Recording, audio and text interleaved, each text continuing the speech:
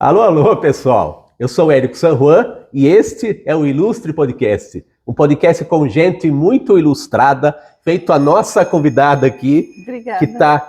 Estamos aqui num ambiente diferente do tradicional. Vocês podem notar que a gente está num lugar muito arejado, muito bonito, que é a casa de uma artista muito conceituada aqui em Piracicaba, uma artista visceral, uma artista chamada Viviane Gibim. Seja bem-vinda. Aliás, você me recebeu muito bem na sua casa, no seu ateliê, né? Então tem que inverter. Tem que inverter. Mas antes da gente começar a nossa conversa aqui, tem que dar aqueles recadinhos de sempre, que a gente sempre começa o podcast falando com o nosso ilustre espectador, né? Uhum. A gente está sempre às quintas, às 8 da noite, às 20 horas, toda quinta-feira, no canal do YouTube da TV Metropolitana de Piracicaba, que acolhe o nosso programa há um ano. Estamos fazendo aniversário aqui da TV Metropolitana de Piracicaba, Viviane. E também no canal próprio do Ilustre Podcast. Então, toda quinta tem uma pessoa ilustre e muito ilustrada para você, ilustre espectador. E vamos começar aqui a conversar com a nossa ilustrada da semana, Viviane Gibim. Então, Viviane, eu queria saber de você, a sua trajetória sempre tem aquela história da pessoa começar a desenhar desde criança e tal. Como você foi assim? Comigo foi assim. Eu tinha uma avó que dava aula de pintura. Como é que ela chamava? Jandira Ferreira Pinto, Olha avó isso. Materna. E eu comecei pintando com ela, pano de prato, tinta a óleo. Viu? Eu acho que comecei com, 9 anos de idade. Olha isso. E aí eu percebi que eu tinha jeito para coisa. E quando chegou a hora de eu prestar o vestibular, eu fui para a Unicamp fazer artes plásticas. Olha, isso que ano, você lembra? 88. Você foi convicta de que você queria mesmo, né? Eu prestei na USP e prestei na Unicamp. Aí eu até me matriculei na USP e tudo, mas eu preferi Unicamp. Eu achei que o enfoque do ensino da Unicamp tinha mais a ver comigo. As duas com arte. Se entrasse em qualquer uma das duas, seria com arte. As duas eram artes plásticas. Olha só. E aí, do que você guarda assim de legal, de marcante na experiência da Unicamp? Do aprendizado, como é que é? É convivência, é aprendizado, é troca, tudo isso um pouquinho. Era um curso integral. Então a gente passava lá 8 horas por dia. E eu tive professores bárbaros. E eu acho que o treino leva você a se aperfeiçoar. E aí o conhecimento de técnicas. Mas, olha, pode parecer um clichê, mas foi a melhor época da minha vida. Os clichês traduzem as verdades que a gente gosta de lembrar, né? Eu tenho amigos que eu trago desde lá e foi uma época sensacional. Que legal. E você, inclusive, você tem muita familiaridade com uma técnica que é muito difícil, né? Eu vejo os artistas reclamando, mas ao mesmo tempo eles não largam disso, né? Que é a aquarela, né? Conta aí para os leigos, tipo, quase a humanidade inteira, como é que é você pintar em aquarela, que é uma técnica meio rebelde, né? Ela é rebelde e ela é desafiadora, porque você fica à mercê da temperatura, você fica à mercê da luminosidade e principalmente da água. A gente sabe que a água escolhe os caminhos que ela quer. E a aquarela é possível dominar até um certo ponto, mas a gente acaba sendo maleável e aceitando o que a água proporciona. Às vezes a interação da água com o papel e da tinta com o papel é diferente do outro e a gente vai se adaptando. E aí tem vezes que a gente olha e não tem jeito, a gente rasga o papel e começa de novo. Quanto papel você já perdeu com essas aventuras sim. aí? E muitas vezes eu uso o verso, mas a gente rasga o papel e começa de novo, porque não é sempre que a gente consegue o resultado que a gente queria. E não tem conserto, né? Tinta óleo você consegue com mais camadas e consertando, dando mais volume. Agora, e outra coisa que a aquarela tem de legal, falando para os leigos, como você falou. A humanidade inteira, praticamente. A tinta óleo você começa do escuro e vem para o claro. Então você começa do escuro e vai clareando. Aquarela é o contrário, você tem que pensar o contrário. Porque o claro é o branco do papel. Então você tem que começar claro e deixando o branco do papel onde você quer a luz e escurecendo para conseguir dar as diversas camadas e a profundidade, as diversas nuances. Inclusive, quando eu entrei na Denise, eu fiz um curso com ela. A Denise Storer, que foi que me iniciou nessa arte. Quando eu voltei para Piracicaba. Isso, você lembra a época? 2000 e pouco, 2001. talvez? 2001. 2001. Tá. Eu fiz um curso de desenho com o lado direito do cérebro, é o contrário, né? Contrário. Porque a gente é acostumada a pensar o que está fazendo. Então, quando a gente começa a desenhar uma casinha, a gente vai no nosso imaginário de quando a gente era criança. Aí, esse curso, o legal dele é que às vezes você desenha de ponta cabeça, ou você não desenha de lado, que é para você desvincular o que você está desenhando ao seu imaginário e desenhar o que você está vendo. Então, assim, foi um jeito de treinar o cérebro para começar a fazer aquarela. Descondiciona os padrões que a gente está acostumado, né? Porque a gente já tem um imaginário. Quando você pede para você desenhar uma coisa, você desenha sempre do mesmo jeito. Nem no automático até, né? É isso mesmo. E foi legal. Foi legal? Foi muito, E me diga aí quais são os primeiros trabalhos marcantes aí já na volta a Piracicaba que você já entrou de cabeça aí na aquarela, né? Então vamos fazer uma historinha. Então, uma linha do tempo aí. Eu fiz Unicamp, voltei para Piracicaba em 91, em 94 eu prestei um concurso e fui trabalhar em São Paulo. Ministério Público Federal. Olha, nada a ver com arte. Nada a ver. Mas é o ganha-pão, né? Tô lá até hoje, faz 30 anos. Olha.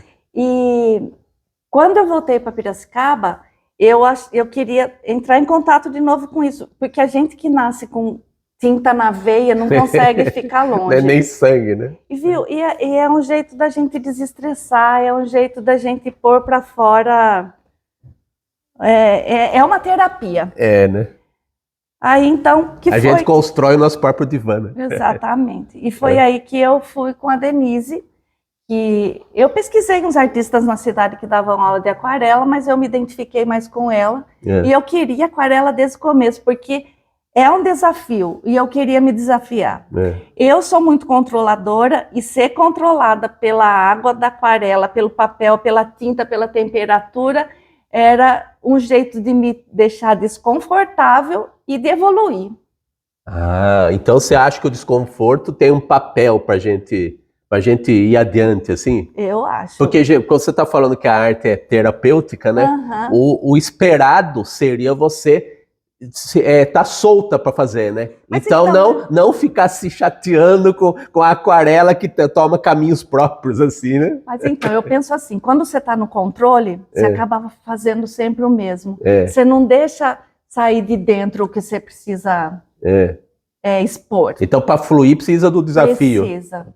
Isso é legal.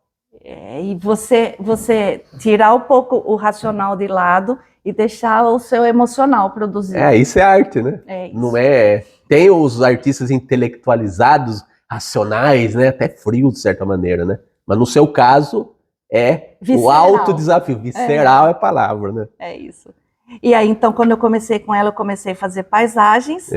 Porque eu tinha comprado, fazia pouco tempo, uma câmera que tirava foto panorâmica. E eu me animei com aquilo, porque vi a gente tão acostumada com aquele quadradinho e, de repente, você conseguir ter um panorama maior. Então, eu comecei a pintar fotos de viagens minhas. E aí, depois que passou essa fase que eu usei mais para o aprendizado da técnica mesmo, aí eu comecei a fazer... essa coisa visceral que a gente conversa. Mas as paisagens já serviram, já é o desafio de alguém que eu imagino que você devesse já ter a rotina de fazer, de pintar e tudo, ou desenhar no mínimo, né? Então mas assim, vamos dizer, desenhar para valer, né? Acho que foi a partir da Denise, desenhar e pintar, né? Foi. Porque enquanto eu estive em São Paulo, eu fiquei parada em termos de aquarela. São Paulo é muito complicado, não dá né? O tempo de respirar, trânsito, né? Aí, quando eu voltei para cá, que eu senti esse sossego para retomar. E aí, depois dessa fase das paisagens, eu acho assim, ó, dependendo da época da vida da gente, a gente vê uma imagem e não diz nada pra gente. E aí, em outra época, aquela imagem pode te dar um insight. E eu sou muito visual. E eu tinha um banco de imagens, coisas que me chamavam a atenção. Nossa, que foto bonita, e salvava. Nossa, e eu tinha um banco de imagens. E aí eu percebi que essas coisas que me chamavam a atenção diziam muito sobre mim. E eu comecei a pintar isso. E aí produzia muito quando eu estava com a Denise. Produzia muito, muito mesmo. E aí um dia eu esparramei tudo que eu tinha produzido no chão. E eu falei assim, não é que isso dá uma exposição? Olha, já tinha material suficiente para... E muito material, tinha né? Muito, tinha. Aí... Não é meia dúzia, ou 10 ou 20, são dezenas, né? Era uma produção bastante constante, então tinha bastante material. E já fora, já indo além da paisagem, né? Sim. E aí foi quando eu entrei com um projeto na Pinacoteca, porque eu queria expor lá. Antiga Pinacoteca. Antiga Pinacoteca. Aí eles não tinham data, não tinham agenda, eles me propuseram de fazer no hall do Teatro Municipal. Olha, melhor ainda, né? Mas foi melhor muito impossível. legal, foi muito mesmo. Isso que ano, você lembra? Foi em 2009. E, relativamente pouco tempo depois até da sua chegada, a volta para Piracicaba, então, mas né? eu fiquei pintando acho que uns 8 anos, né? É tempo, né? Então você imagina a produção. Olha, acumulou. Acumulou. E aí quando eu consegui esse espaço, aí eu pensei, nossa, é um espaço grande para eu encher. E as minhas aquarelas são relativamente pequenas. Na verdade, a aquarela é uma coisa que se costuma trabalhar menor. Porque você tem maior controle da água numa área menor. Se você pega uma área muito grande, a aquarela, se eu pinto e continuo pintando depois que secou, dá uma emenda. Aí já... E áreas grandes é complicado por causa disso. Então, se forem áreas grandes, que forem compartimentadas, porque cada coisa é uma coisa, dá para fazer. Mas... se é tipo um céuzão grandão, você não consegue fazer... Então, além de você ter limitações no sentido do seu controle do processo, você ainda faz numa área menor. Tem que... Nossa, é desafio ao cubo. E quanto maior você for fazer, maior tem que ser a gramatura do papel. Porque você tem que usar muita água para você conseguir fazer as áreas sem emenda. E aí o papel tem que suportar. Nossa.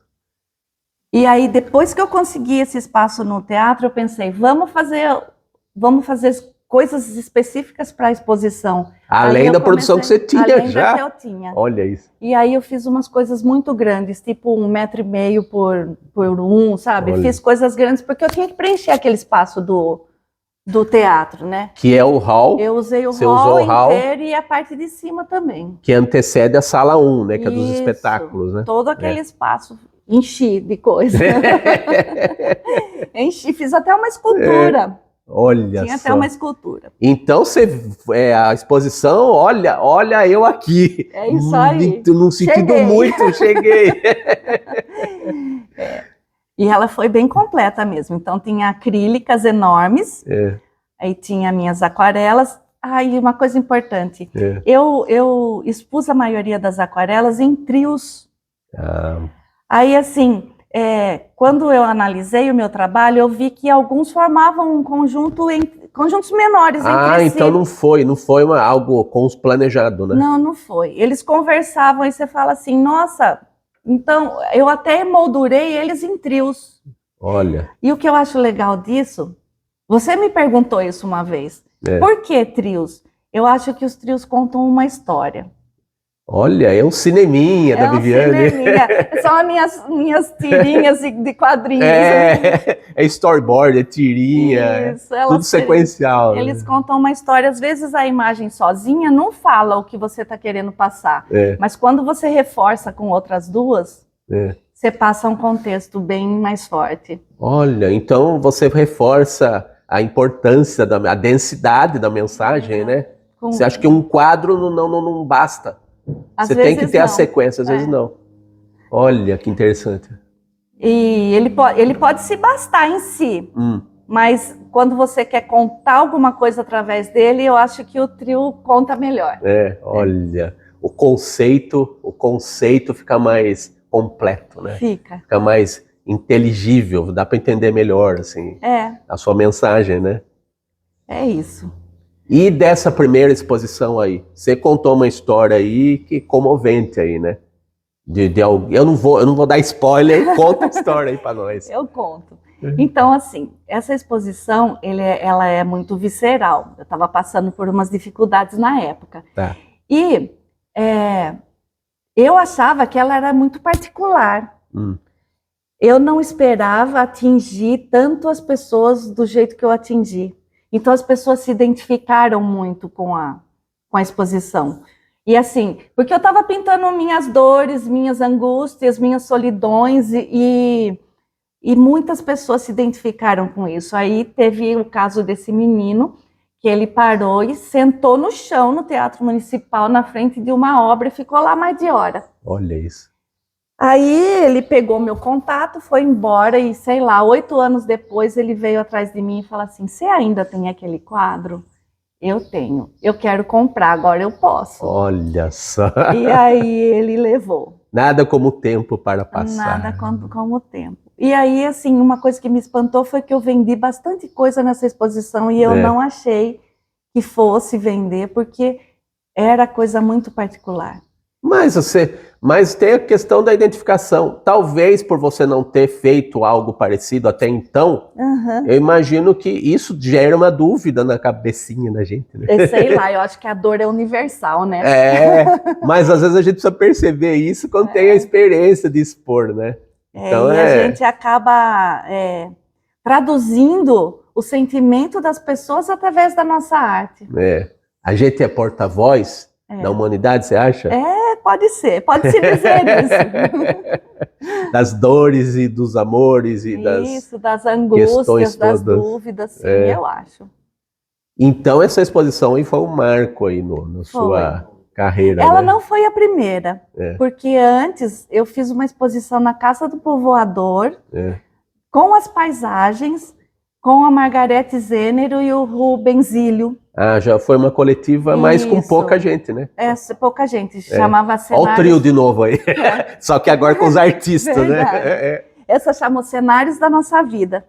E nós não falamos o nome da exposição que eu fiz no teatro. Fala agora estamos registrando. É isso aí, Catarse, Esparramar-se e Catarse. Essa é do teatro, né? É a do teatro. Então você põe tudo para fora, se esparrama e depois se junta e continua a vida. A diferença é que você esparramou no teatro. Antes você esparramou no chão, aí no teatro. É isso.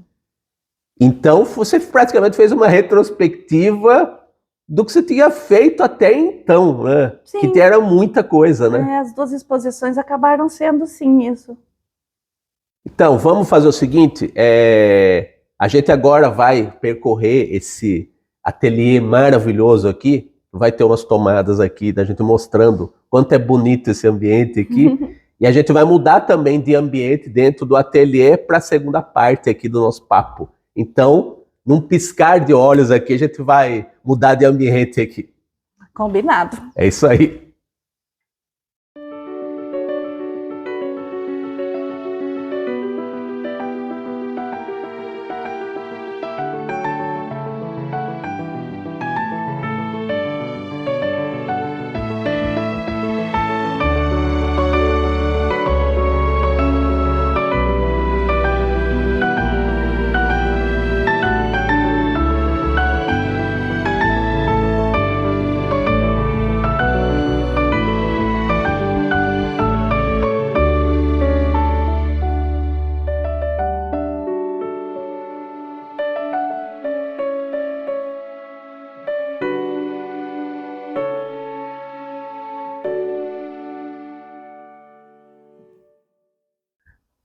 Muito bem, ilustre espectador do Ilustre Podcast. como prometido, há segundos atrás, estamos aqui num mais um dos ambientes desse lugar delicioso aqui, que é o ateliê da nossa entrevistada, a Viviane Gibim.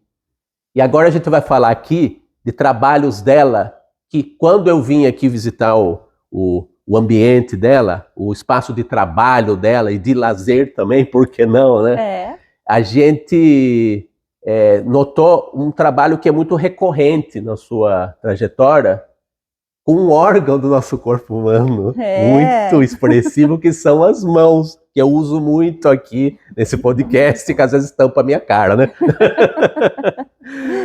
Conta aí como é que surgiu essa questão das mãos no seu trabalho, que tem muitos trabalhos, muitos trios aí de mãos, né? Na verdade, as mãos não foram trios. Eu fiz uma chapa de MDF inteira na exposição com mãos. Olha isso. Eu acho que tinha, sei lá, umas 15. A gente é italiano, a gente fala com a mão mesmo. Aí o que acontece? É sempre a questão do desafio. Todo mundo fala, é difícil de pintar a mão. Então é isso que eu tenho que fazer. É difícil de desenhar a mão, né? É difícil de desenhar e é difícil de pintar. É difícil.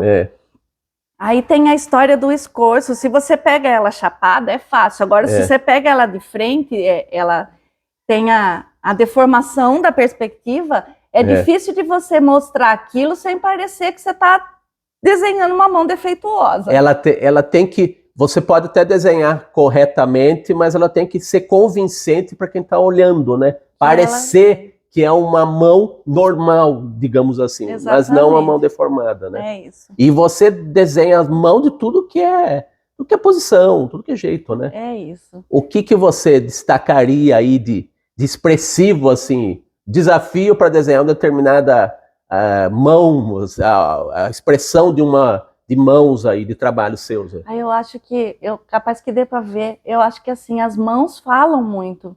E assim, não estou nem falando de linguagem de sinais, não. Eu estou falando viu, a mão que pede, é a mão que doa, é a mão que cura.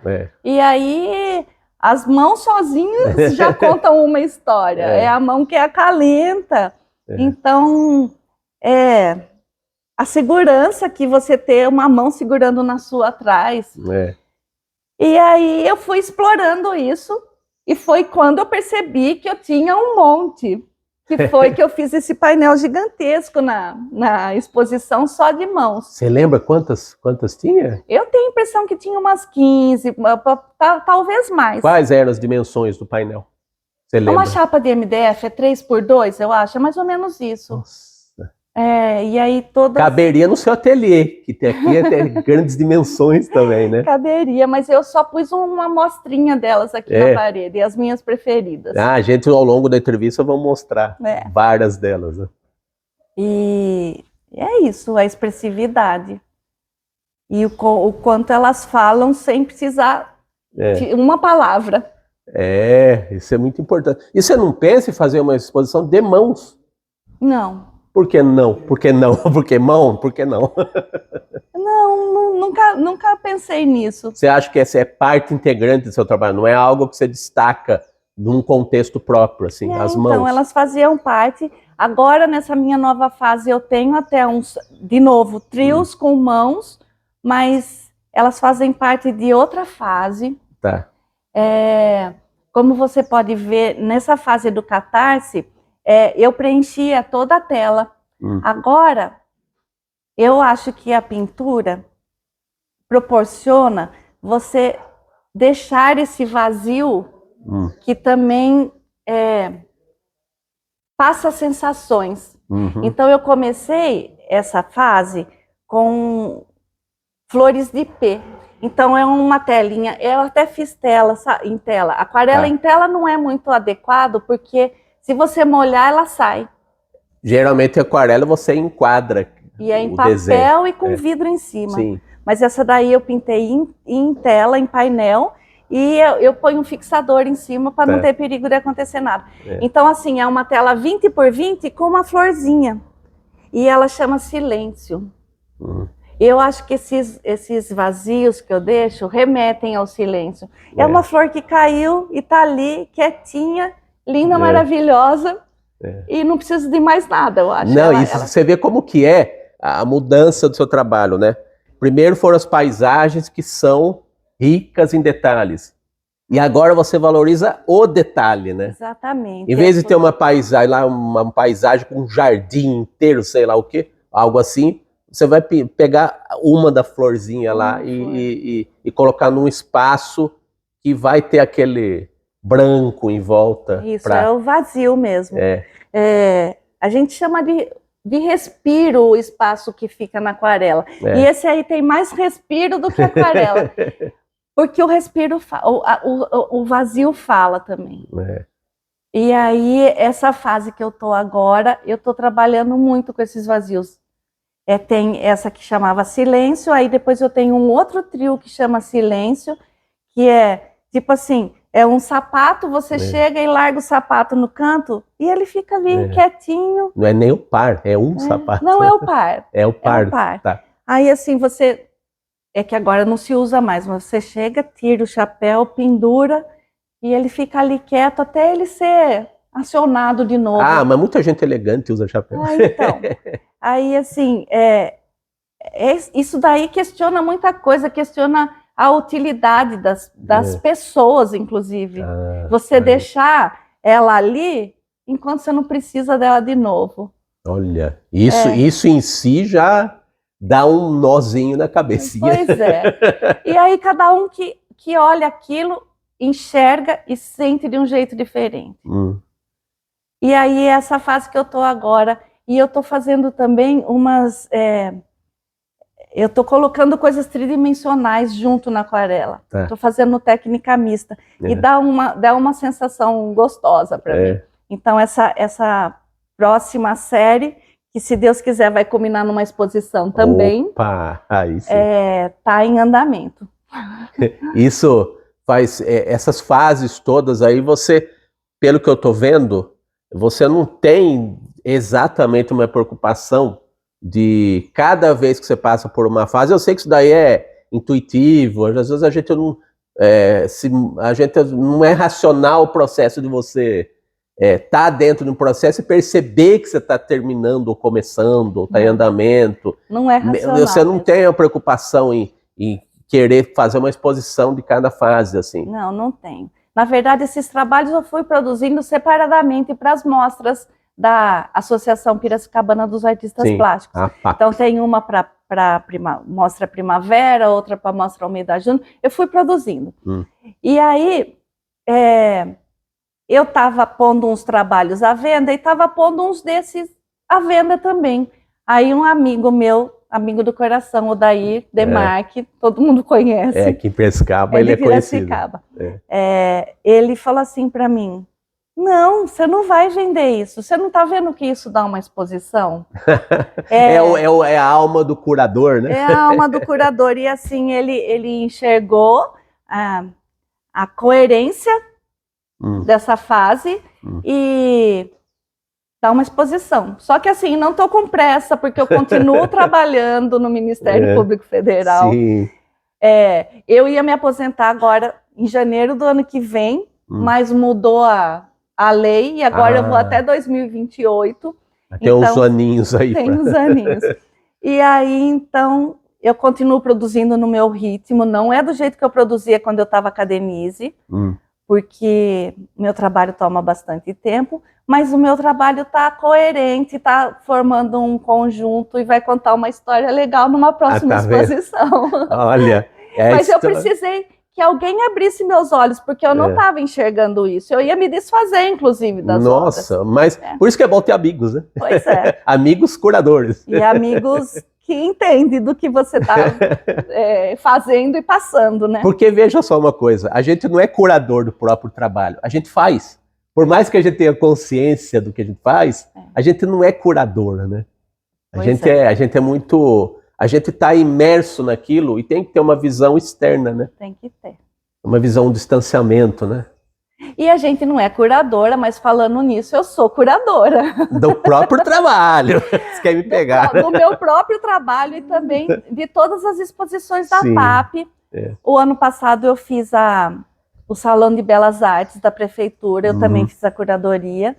E curadoria é outro trabalho que eu gosto muito também. É a sua maneira de ter um olhar distanciado com o trabalho das pessoas que você faz a curadoria. Como é que é fazer uma curadoria? Você sendo uma artista, você acha que você tem o distanciamento desejado para isso? Claro que tem, mas assim, tem retoricamente falando. Tem sim. Como é que você vê você olhar, você ter um olhar sobre o trabalho de outras pessoas? Então, o desafio da curadoria é transformar indivíduos e egos, quando a gente está fazendo uma coletiva, numa exposição coletiva. Porque se a gente não toma cuidado, alguns trabalhos se sobressaem e a gente tem que dar o mesmo tratamento, a mesma atenção para todos os trabalhos. Todos os artistas têm que se sentir igualmente valorizados. Ah, mas nem sempre é assim, né? O meu tem que aparecer mais que o do coleguinha. Mas na curadoria a gente não pensa nisso, Você dá o peso adequado para cada trabalho dentro daquele conjunto. Você tem que ser isenta. É. Inclusive os nossos não aparecem mais do que os dos outros. Já teve exposição que eu fiz a curadoria, que sabe aqueles painéis que tem aqui que tinha na Pinacoteca? Sim, sim. Ele tem uma lateral larga, assim. Eu já cheguei por trabalhos meus na lateral do trabalho. Olha, do painel. Não digo que é uma autossabotagem, mas é tipo, a minha isenção faz parte de eu também eu me colocar meio à margem, digamos assim. O meu trabalho era pequeno, a gente tinha uma limitação de espaço e resolvia bem se eu colocasse lá. Então ficou harmônico, que é também uma das intenções, né, da curadoria. Quando o curador quer, né? Porque se você quiser provocar... Você usa o seu poderzinho, né? Se você quiser provocar, você pode também através da curadoria. Depende do que você está querendo passar. Mas isso daí também é um crescimento, é um trabalho desafiador e eu gosto de fazer. E geralmente, já comentei isso com você, eu acabo uma exposição, sento e olho e falo assim, nossa, eu estou orgulhosa. Porque é um desafio você juntar pecinhas separadas numa coisa só que fique agradável. É um quebra-cabeça onde todas as peças combinam, né? Exatamente. E foi você que montou esse quebra-cabeça, né? Isso aí. Muito bem. E só para terminar o assunto da curadoria, arte é relacionamento também, né? Também. Quando você faz esse tipo de trabalho, como é que você lida? Você falou antes dos egos dos artistas. Você lida pessoalmente com eles, né? Oi, graças a Deus, eu não tenho muito problema com isso. Porque eu tive 1 ou 2 incidentes que a pessoa falou assim para mim, eu não quero que você deixe meu trabalho ali, porque não tá sendo valorizado. A pessoa sempre acha que... Não sempre, mas a gente sempre puxa a brasa para nossa própria sardinha. Pois né? Tem a tendência. Foram muito poucas vezes em toda a minha trajetória de eu ter reclamações. Você não tem uma atitude de confronto, né? Para começar. Você quer integrar, você não quer confrontar. A curadoria é isso aí, imagina. Exatamente, e valorizar todo mundo, é isso. E a gente passa por um monte de perrengue, porque vai montar exposição em lugar que não tem iluminação. Então, primeiro você posiciona os painéis onde a luz vai bater, assim, passa por perrengue e ainda consegue um resultado legal. Então, de eu sentar no chão e falar assim, nossa, eu tô orgulhosa do meu trabalho. Desafio para todo lado, né? De conseguir fazer uma feijoada com um pedaço de porco. Aí sim. Uma imagem bem brasileira. Isso aí. Você junta um monte de coisa que aparentemente e dá uma feijoada. Liga, olha, água na boca. É isso. E falando no desafio mais recente, esse ambiente aqui, esse ateliê que a gente está gravando, como é que você concebeu esse desafio? Pois é. Aí, como eu falei para você, eu ia me aposentar agora em 2025, em janeiro, bem no meu aniversário. Aí, eu tinha a intenção, e tenho ainda, de dar aula de aquarela. Aí eu pensei que eu queria um espaço que eu pudesse dar aulas. E eu comecei isso antes da pandemia. Aí eu falei assim, sabe quando você pensa assim, vou reunir meu último fôlego e vou... Que isso? Não, porque depois que você aposenta, tem redução de salário, você não consegue mais... Fôlego financeiro. Exatamente. Aí eu peguei e falei assim, não, agora é a hora, dá tempo de eu começar e terminar antes de me aposentar. Que você não sabia que você ia ter que ficar uns aninhos aí a mais, né? Teve uns anos a mais mesmo, porque na pandemia sumiu o material, triplicou o valor de alguns materiais. Minha nossa. E aí, o que aconteceu? Eu tinha o terreno do lado, mas quando eu me separei, o terreno ficou com o meu ex-marido e eu fiquei com a casa. Aí eu pensei, eu vou ter que ir para cima se eu não posso pular. Então a ideia era ter feito no terreno. Esse ateliê de agora. Terreno, E aí eu acabei construindo ele em cima da minha casa, ele pega mais ou menos 70% da área construída da minha casa. Olha. E foi outro desafio, porque teve a pandemia, e chovia, e choveu durante a construção. Choveu na sua casa? Choveu na minha casa. Que onde o ateliê aqui era simplesmente o telhado. Eu tirei o telhado para construir o ateliê. E foi tudo friamente calculado, era em junho, época que não chove, mas choveu. Tinha que chover. E choveu na minha casa inteira, e eu comprei aquelas lona preta e passei na casa inteira. Enfim, teve hora que eu me arrependi de ter feito isso. Mas agora que está pronto. Quando ficou pronto, inaugurado aí pro mundo aí? Eu acho que foi no começo desse ano, no meio do ano passado, assim que eu terminei mesmo. E assim, esse ateliê é outra história, porque eu venho colecionando coisas a minha vida inteira. Aí eu tenho um quadro, que é o primeiro da minha coleção, que eu comprei de um colega de classe. Ele era da Unicamp, do ano antes que eu, e eu me apaixonei pela pintura dele, e naquela época estudante não tem dinheiro, eu devo ter trocado por vale-refeição e vale-transporte, porque eu não tinha dinheiro, eu nem lembro quando eu comprei. Um quadro por um marmitex. Muitos marmitex. Muitos marmitex. E aí eu troquei com ele, e ele foi a primeira peça da minha coleção. Olha. E desde lá, eu venho comprando de amigos, e aí você passeia, você vai no antiquário, você acha um quadro que você goste, você vai numa Praça da República e tem muita coisa de qualidade lá. Você consegue garimpar muita coisa boa. E eu fui juntando, e ficava tudo isso, eu tinha um armário lá cheio de quadros. E aí, quando eu fui projetar esse ateliê, porque o projeto é meu, eu que desenhei, aí eu falei, eu quero uma parede grande para eu conseguir expor. Pé direito altíssimo. Pé direito altíssimo para eu conseguir expor todas as minhas obras. Então você tem um acervo que é o seu mesmo, autoral, digamos assim. Sim. E dos colegas, né? E tem uma parede só dos colegas, é isso aí. E que parede! Vocês vão ver, ilustres espectadores, as dimensões desse espaço aqui, que é... E o projeto para o futuro, talvez próximo, seria você dar aulas aqui, né? Isso.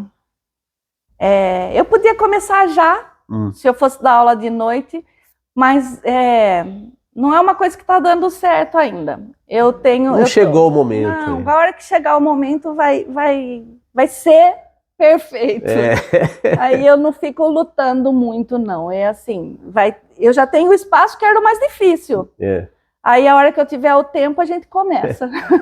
Que bom. E nós aqui nesse episódio do Ilustre Podcast tivemos um tempo muito legal aqui para falar do trabalho desta artista visceral. Vocês notaram, muito gente boa. A Viviane Gibim, não só gente boa, mas uma artista muito importante aqui para nossa cidade, né? Obrigada. E muito íntegra. Eu acho que é a melhor coisa que posso dizer, assim, da sua trajetória e da sua honestidade, né? Da sua integridade. Para quem achava que ninguém ia se identificar lá na primeira exposição, até que você saiu bem, né? Eu não posso reclamar. Não pode, né? Não posso. Muito bem. Então é isso, pessoal. Estamos aqui encerrando o primeiro episódio aqui fora dos estúdios da TV Metropolitana de Piracicaba com a Viviane Gibim. Inaugurou aqui mais um episódio diferentão aqui, dos episódios diferentões que a gente tem feito ultimamente, no Ilustre Podcast. E tem mais por aí. É só você ficar ligado toda quinta, às 8 da noite, às 20 horas, no canal do YouTube da TV Metropolitana de Piracicaba e também no canal próprio do Ilustre Podcast. É isso aí. Até quinta-feira que vem. Um grande abraço para você. Tchau, tchau.